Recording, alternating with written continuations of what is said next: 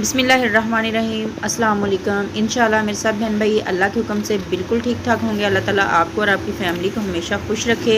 और अगर किसी के घर में कोई बच्चा बीमार है या कुछ भी बुखार शुमार हो रहा है, आजकल जो मौसम है आपको पता है बुखार हो रहे हैं, बच्चों को नज़ला ज़ुकाम हो रहा है, तो अल्लाह ताला सबको ठीक करे। और मेरे लिए भी दुआ किया करें, अल्लाह ताला मेरे बच्चों को भी बिल्कुल सेहत याबी अता फ़रमाए। ख़ास करके मेरी बेटी के लिए दुआ किया करें और मेरे लिए ये भी दुआ किया करें कि अल्लाह ताला मुझे बहुत जल्द ही ये जो यूट्यूब की तरफ से पैसे आने होते हैं ये अल्लाह ताला मुझे जल्दी दे दे, ताकि मैं नए बर्तन ख़रीद सकूं रेसिपीज़ के लिए।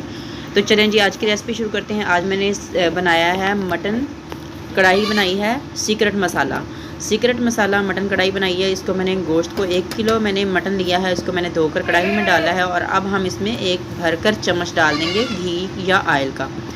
तो यहाँ पर उसको फ्राई होने देते हैं। साथ ही मैंने प्याज जो है 2 अदद बड़े साइज़ के लिए उनको काट लिया है। 4 टमाटर लिए हैं, इनको भी हम काट लेते हैं और साथ साथ इसको फ्राई करते हैं। और साथ साथ चम्मच जो है वो इसको हलाते रहते हैं। यहाँ पर ये देखें, ये नीचे से थोड़ा थोड़ा लगना शुरू हो गया था, लेकिन अभी अच्छे से फ्राई नहीं हुआ, तो हमने 7 से 8 मिनट तक इसको अच्छे से फ्राई कर लेना है। आप देख रहे हैं कि मेरी जो कढ़ाई है ये वाली, जब मैंने रेसिपी शुरू की थी तब मैंने ये ख़रीदी थी, तो अब काफ़ी अर्सा तकरीबन 3 साल होने वाले हैं। तो अभी तक मुझे जो है ना यूट्यूब की तरफ से कुछ भी पैसे वगैरह नहीं आए, तो आप दुआ भी किया करें और अल्लाह ताला इससे मुझे जल्दी से जल्दी ये इनकी तरफ जो पैसे आने हैं वो जल्दी मुझे मिले, और ताकि मैं बर्तन भी और ख़रीद सकूं। और यहाँ पर देखिए, ये मैंने लहसुन अदरक और हरी मिर्च का पेस्ट, मैंने तीनों चीज़ें 1-1 चम्मच भरकर इतना मैंने इसमें डाला है फ्रेश बनाकर। आपको पता है मैं हमेशा ही ये लहसुन अदरक का जो पेस्ट होता है फ्रेश बनाकर ही इस्तेमाल करती हूँ, और हमें सबको चाहिए कि फ़्रेश बनाकर ही इस्तेमाल करें, ताकि ये हमारी सेहत के लिए बहुत अच्छा होता है। तो अब हम इसको 2 से 3 मिनट तक अच्छे से लहसुन अदरक के अंदर भी फ्राई कर लेते हैं। लहसुन अदरक का जो पेस्ट होता है ये इस टाइम पे डालने से जो मटन है इसकी जो स्मेल हल्की आ रही होती है वो ख़त्म हो जाती है। कुछ फ्राई करने से भी हो जाती है और कुछ लहसुन अदरक डालने से भी। और यहाँ पर अब हमने इसमें प्याज और टमाटर भी डाल देने हैं, इनको भी हम फ्राई कर लेते हैं। तो इसका जो आज मैंने जो सीक्रेट मसाला मैंने आपको बताया है, ये मैंने खुद घर में तैयार किया है। वो भी इंशाल्लाह आपके साथ 1 से 1-2 दिनों में इसकी जो रेसिपी है वो शेयर करूँगी। तो बहुत ही अच्छा मसाला है। आप सिंपल तरीके से, बाहर से हम कौरमा मसाला इतने महंगे महंगे मसाले ख़रीद कर लाते हैं, तो आजकल महंगाई है, बहुत ज़्यादा महंगे हो गए हैं मसाले। तो अब हम इंशाल्लाह जो भी मसाले होंगे घर में बनाया करेंगे। बिरयानी मसाला भी बनाएंगे, कौरमा मसाला भी, फ़िश मसाला, सारे मसाले इंशाल्लाह आपके साथ मैं रेसिपी शेयर करूँगी।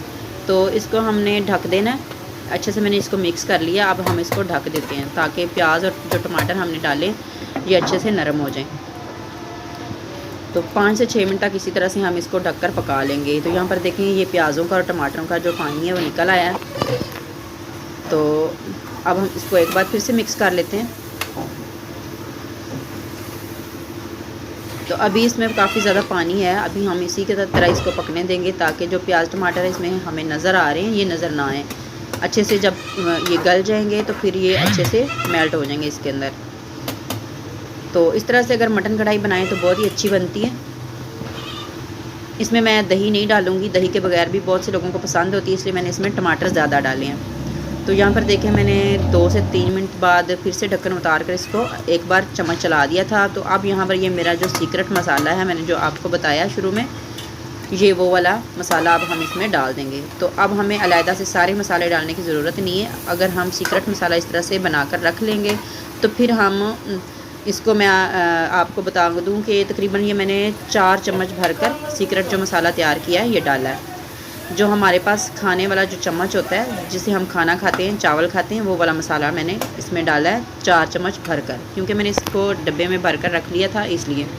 तो अब मैंने थोड़ा सा पानी इसमें लगाकर इसको एक बार से भून लिया था। थोड़ा सा और भून लेते हैं। अगर यहाँ पर आपको घी थोड़ा कम लग रहा हो तो आप इसमें घी भी डाल सकते हैं। तो अभी हम इसको घी निकलने तक अच्छे से भूनेंगे और फिर हम इसमें पानी डालेंगे ताकि हमारा जो मटन है वो गल जाए। तो अब यहाँ पर मैंने इसमें 2 गिलास पानी डालूँगी ताकि जो हमारा मटन है वो गल जाए। 2 गिलास पानी डालने के बाद हम इसको ढककर पका लेंगे जब तक इसका जो पानी अच्छे से खुश्क नहीं हो जाता। बीच बीच में से चेक भी करते रहेंगे। कढ़ाई ख़राब होने की वजह से ना नीचे से पैंदे में बहुत जल्दी ये सालन जो है लग जाता है, तो इसमें ज़रा जल्दी इजी बन जाता सालन, इसलिए मैं कढ़ाई में बनाती हूँ। लेकिन पतीली वगैरह जो है ना उसमें ज़रा सही से नज़र नहीं आता। कैमरे में। तो यहाँ पर देखें, इसको मैंने तकरीबन 15 से 20 मिनट तक पकाया है दरमियानी आंच पे, और पानी इसका खुश्क हो चुका है और हमारा जो मटन है वो भी गल चुका है। इसको थोड़ी देर के लिए और भून लेते हैं, और जो प्याज टमाटर हमने डाले थे इसमें वो काफ़ी हद तक मेल्ट हो चुके हैं। अब थोड़ा सा और भूनेंगे तो जो अगर रह गए होंगे वो भी इसमें भून जाएंगे। ये देखें माशाल्लाह, बहुत ही खूबसूरत सा इसका कलर भी आ गया, खुशबू बहुत ही प्यारी आ रही है। थोड़ा सा पानी हम डाल लेते हैं, तकरीबन पौना गिलास में इसमें पानी डाल रही हूँ, क्योंकि कढ़ाई में ज़्यादा पानी नहीं डाला जाता, तो आपको जितना पसंद हो आप उतना डाल सकते हैं। तो मैं इसमें सिर्फ पौना गिलास पानी ही डालूँगी। तो अब हम इसको एक बार फिर से ढक देते हैं और इसको थोड़ी देर के लिए पकने देते हैं, ताकि हमारा जो ग्रेवी है अच्छे से पक जाए। तो यहाँ पर देखें 5 मिनट मैंने इसको ग्रेवी को पका लिया था। माशाल्लाह काफ़ी हद तक हमारी ग्रेवी पक चुकी है, हमारा मटन तैयार हो गया। इसी तरह हमें रखना है।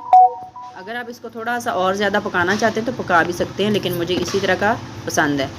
तो अब हम इसमें हरा धनिया डाल देते हैं, हरी मिर्चें मैंने काट कर रखी थी ये डाल लेते हैं।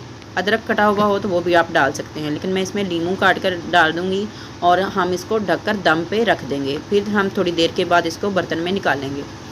तो इससे जो लीमू होता है, दम पर अगर लगाने से पहले हम इसमें लीमू डाल दें तो इसकी खुशबू बहुत ही प्यारी सालन में से आती है।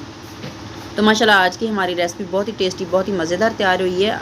अगर आपको आज की रेसिपी पसंद आई हो तो लाजमी अपने बहन भाइयों के साथ, दोस्तों के साथ शेयर किया करें, कमेंट भी बताया करें कमेंट में मुझे, और दुआओं में याद रखिएगा। अल्लाह ताला आपको आपकी फ़ैमिली को हमेशा खुश रखे। अल्लाह हाफिज़।